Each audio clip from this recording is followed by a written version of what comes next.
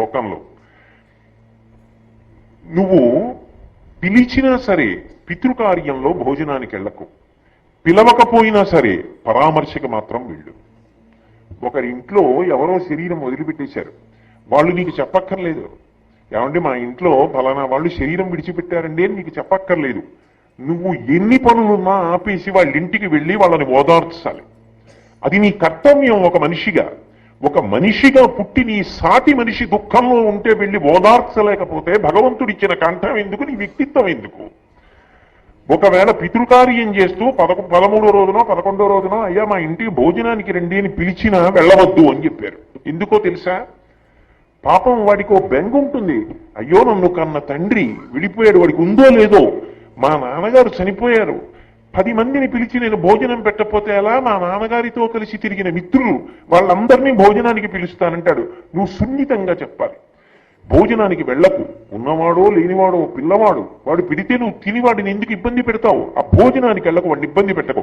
కానీ వాడి మనసు ఊరట పొందడానికి మాత్రం నువ్వు వెళ్ళి మాట సాయించి.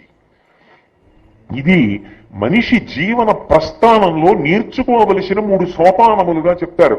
మొట్టమొదటి సోపానంలో ప్రయత్నపూర్వకంగా నువ్వు వేరొకరి సంతోషంలో పాలు పంచుకోవడం నేర్చుకో. కనీసం ఎవరింట్లోనో పెళ్లి జరిగింది, మనస్ఫూర్తిగా నువ్వు నీ ఇంట్లో పెళ్లి జరిగినంత సంతోషించు.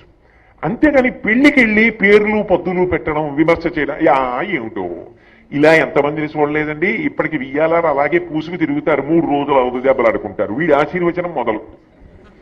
వాళ్ళ సంతోషంలో పాలు పంచుకో. నువ్వు రూపాయి ఇవ్వక్కర్లేదు, నువ్వు కూడా సంతోషించు చాలు. కనీసం అది నేర్చుకో. ఒకడు సంతోషంగా ఉండగానే వాడు ఎప్పుడు పాడవుతాడా అని ఆలోచించుకో. వాడు సంతోషంగా ఉంటే సంతోషంలో నువ్వు సంతోషంగా పాలు పంచుకో. అది మొదటి మెట్టు. ఎప్పుడూ అలాగే ఉండిపోకు. ఇంకొకటి సంతోషానికి నువ్వు కారణం కా.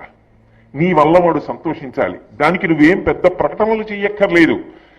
నువ్వు చేసిన ఒక పని వలన 10 మంది సంతోషిస్తే పరమేశ్వరుడు నీకు ఆ రోజు ఇచ్చిన ఆయుర్దాయంలో సమాజము యొక్క హితము కొరకు నువ్వు ఒక 2.5 గంటలో 2 గంటలో గంటన్నరో ఉపయోగిస్తే నీకు ఆయుర్దాయం ఇచ్చిన ఈశ్వరుడు సంతోషిస్తాడు.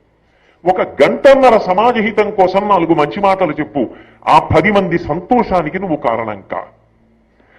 అంతకన్నా నువ్వు ఇంకేం కోరుకోకూడదు. సమాజం నాకేమిచ్చిందని అడగక్కర్లేదు. నాకు ఈశ్వరుడు ఆయుర్దాయం ఇచ్చాడు, దానికోసం నేను ఒక గంటన్నర శ్రమపడి వాళ్ళకి మంచి మాట చెప్పాను చాలు. వాళ్ళ సంతోషానికి నేను కారణం అయ్యాను. ఇంకొక పైమెట్టులో వేరొకరి దుఃఖమునకు మాత్రము నువ్వు ఎన్నడూ కారణం కావద్దు. నీ పేరు చెప్పి ఇంకొకడు ఏడవడానికి వీల్లేదు. ఆయన వల్ల ఏడ్చానండి అన్న మాట రావడానికి మాత్రం వీల్లేదు. అలా బ్రతుకు. ఈ 3 మెట్లు క్రమంగా ఎక్కడ నీకు చేత కాకపోతే జీవితంలో ఎప్పటికీ సంస్కారం అన్న విషయంలో గొంగళి ఎక్కడి వేశావో అక్కడే ఉండిపోతావు. అందుకే ఎవ్వరూ వెళ్ళనప్పుడు వ్యాసుడు ఒక్కడే వెళ్ళాడు. నిజంగా మీరు ఆ ఘట్టం ఆదిపర్వంలో చదువుతుంటే నాకు ఒళ్ళు గగురు పొడుస్తుంది. అబ్బా, ఎంత కష్టంలో ఉన్నప్పుడు వెళ్ళాడు రా వ్యాసుడు, ఆయన్ని చూసి నేర్చుకోవాలి కదరా జీవితంలో అనిపిస్తుంది. అక్కడ కూడా అహంకారాలు టెక్కు పనికిరాదు. కష్టంలో పాలు పంచుకోవడానికి మనిషి ముందు ఉండాలి. అందుకే ఆ పిల్లల దగ్గరికి వెళ్ళాడు. ఆ కుంతీదేవి వంక చూశాడు. మీరు ఆలోచించండి, నా వాళ్ళన్న వాళ్ళెవ్వరూ లేనప్పుడు, బంధువులే చంపేయాలని అనుకుంటున్నప్పుడు, ఎలాగో వాళ్ళ లక్క ఇంట్లోంచి బతికి బట్ట కట్టి ఒక మహర్షి యొక్క ఆశ్రమంలో ఒక చెట్టు కింద తల్లి 5 పిల్లలతో నిలబడిపోయినప్పుడు, వేదవ్యాసుడంతటి మహానుభావుడు వాళ్ళ కోసం నడిచి వస్తే కుంతీదేవి ఎంత సంతోషపడిపోయి ఉంటుంది. నిజంగా భారతంలో నన్నయ్య గారు ఆంధ్రీకరించిన ఘట్టం జరుగుతుంటే మనసున్నవాడైతే కన్నుల నీరు వస్తుంది. ఆ పిల్లల 5 చేతులు జోడించి నమస్కరిస్తూ వ్యాసుడి వంక చూస్తే గుండె కదిలిపోయింది వ్యాసుడికి.